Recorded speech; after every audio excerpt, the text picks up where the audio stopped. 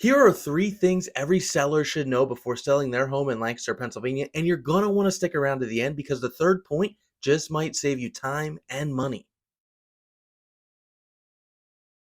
If you are considering selling your home, these are three things I felt everybody should know before pulling the trigger of actually listing their home for sale on the market. The first point I wanted to get into today was the actual timeline of the real estate deal. I mean, what does it look like to actually sell your home from start to finish? And since I can't have a blanket cover and just say, this is what everyone's deal looks like, I'm just going to talk about it from what mine typically look like. Every agent's going to be different. Start at square one. We just got done with an appointment and you signed a listing contract saying that you want to sell your home and put it for sale on this date. What we would do is create a date that we could have the home coming soon. I typically like to have that be about a week long process. If you wanted your home to go for sale on whatever date, typically what I like is a Friday. So the Friday before that, it would go coming soon. One of the days before it goes coming soon, we would need a couple hours to get photos and videos done of the home. So once all those photos and videos are done and we've selected that date for coming soon and then that date for when it's actually going to be listed, we are in the coming soon phase. What that means is that no showings are actually going to be done. No one's coming into your house, but we can start that pre-marketing process where your home is listed online and people are able to start viewing the pictures, start scheduling their showings, and we get an idea of what the weekend coming up is going to look like. So that coming soon phase is coming to an end. It's the next Thursday. You're going to get a call letting you know what the weekend's looking like so far showing wise. Friday showings are going to start. Typically, we like to do it first thing in the morning and having that first weekend as booked as possible. And then Friday night from 4 to 7, we're going to host our first open house. Now, an open house is an opportunity for buyers to get through the home, whether they have an agent or not, and meet an agent in there and talk about the home. Now, with open houses and showings, the more the merrier. The whole idea for selling your home is to get the most out of it, so the most opportunity comes from the most buyers getting through the home.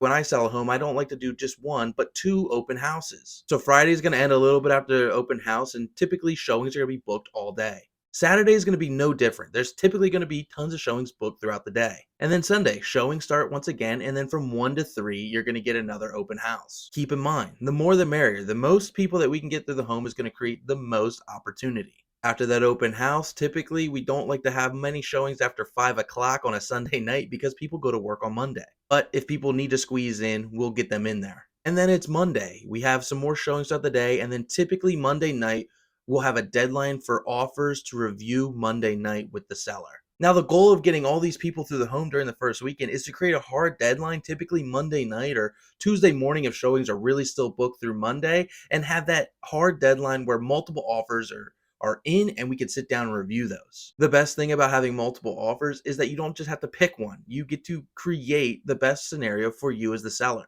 There's a lot of terms that go into selling a home. It's not always just price, and you get to sit down with multiple offers and see which offer actually fits your situation best. So, okay, we select an offer. Now we're going to move into the next phase of actually being under contract. If that offer had an inspection contingency, you're going to have in the first 10 days an inspector come out and inspect the property. For my buyers, I like this to be quick. Most agents do too. You can expect that inspector out there probably in the first 4 days. And then if the buyer had a mortgage contingency, another person that's going to be out there at some point in the first maybe 2-3 weeks of being under contract, you're going to have an appraiser out there who's going to give an appraised value on the home to send back to the bank so that the mortgage can actually have some backing to it. And then really that should be it. No one else should really have to go through your home during that under contract period. The period of being under contract is typically 30 to 45 days, depending on the loan program that the buyer is using. And it could be sooner, it could be longer. It just depends on what we agree on. So if you listed your home tomorrow and you needed 50 days, you could obviously make that a term that you need to settle on. But with most real estate transactions, people are trying to be quick. So 30 to 45 days is typically that period. Now, an important part is settlement day. A lot of people don't know, should I be out of the home by settlement day? Yes, you should be out of the home, and the contract states the home should be broom swept and free of debris. So you should clean the home a little bit, get it broom swept, clear of all debris. Everything should be out because when you sign the contract to sell that home, that means that the buyer has the keys to it and is their home now. There are situations where we have post-settlement occupancy agreements, but those are kind of few and far between. It really depends on the situation. Whatever your situation is, feel free to email me at joshcar@kw.com and we can sit down and talk about what it would look like to actually get your home sold. All right, well, our second point today is how do I get my home ready for photos, videos, and showings? This is a question I get asked by every seller. And I give the same exact answer every time when they say, how do I get my home ready? Do we need a stage or should it be empty? What should it be? I tell my sellers, picture when you bought this home. What would you want to walk into? Now, sometimes that gets a laugh because some sellers bought the home in disarray, just an absolute mess that they renovated into the beautiful home that it is. And I tell them, well, picture what you would have wanted to walk into. But it really is simple, but it comes in two steps. When we're talking about getting the home ready for photos and videos live forever. So we want them to be perfect.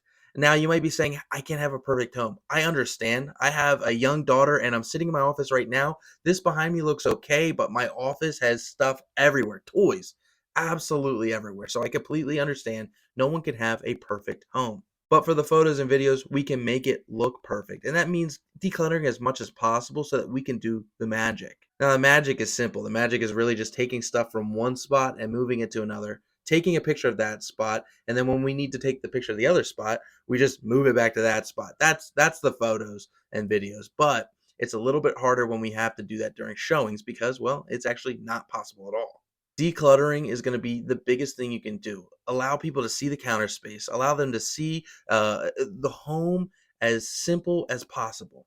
So if you're someone like me that mail piles up on the table, go through it and throw it out. And then when you're getting ready for the showings, getting rid of personal property. What do I mean by personal property? I mean a couple different things. So when I walk into a home, I'll tell sellers, hey, I love that picture of your granddaughter, but it's probably best that you don't have that on the wall during the photos or the showings. It's best that people don't know who could possibly live here or who does live here. So getting rid of personal photos or anything that you wouldn't want somebody seeing, you need to put somewhere.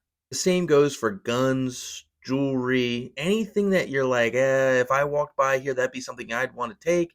Take it with you. Get it somewhere that is safer for it. Keep in mind when a buyer is seeing the home, they're walking through the home with a licensed real estate professional, but everybody's human and some humans stink. Unlike showing the home where more is merrier, the more buyers in, the better. When you're actually talking about the things in the home, less is actually more when it comes to personal property in the home. You just want to have things put away in a safe place that you would feel comfortable. Also, please just remove anything weird in the home. If you're wondering what's weird, I think you can figure that out. Just anything that's like would make someone uncomfortable, just don't have in the house during the showings. Well, okay, here we are. The third point, and the one that could save you money if you're in this certain situation. Now, something that some sellers don't know is that you actually don't have to be there to sign your home. You can do what's called a remote signing. Who this might work best for is someone who's out of state for whatever reason it is. If you're out at a vacation home and you're just like, I never want to come back, or you just relocated out towards the west and you have a new job and everything's stressful, you don't actually have to be in Pennsylvania to sell your home. You can do what's called a remote signing and you don't even have to fly back here. We just prepare all the documents and get them to you. Unfortunately, for buyers who are buying a home with a mortgage, this isn't a possibility because these are time sensitive documents. The company providing the mortgage is going to require that the buyer is there and signs in person. Now, for the seller, it's not as many documents to sign. You're really signing the documents to release the home to the buyer. You're not locking yourself into another 30-year mortgage, you're getting yourself out. So they just need to make sure that they're getting their money, and if they do, they're happy. So what this essentially looks like is you could be sitting at your beautiful beach home in Florida right now, sitting on the beach and call me and say, Josh, I don't want to come back to Lancaster. I'm 3 pina coladas deep and I just can't get enough. As long as we can figure out a way that I can get into the home, get photos, get videos, you don't even ever have to come back to Lancaster because we could do a remote signing through everything. All the listing documents would just be e-signed, and then the actual documents to sell the home, we would get FedEx to you. You would go to a notary, you'd sign them off, and you'd send them back, saving you time and money. So there it is, 3 things I think everyone should know if they are considering selling their home in Lancaster, Pennsylvania. If you have any other questions about selling your home in Lancaster, PA, feel free to email me at joshcarr@kw.com and let's sit down and talk about what a price might look like and what the marketing plan would look like for your home specifically.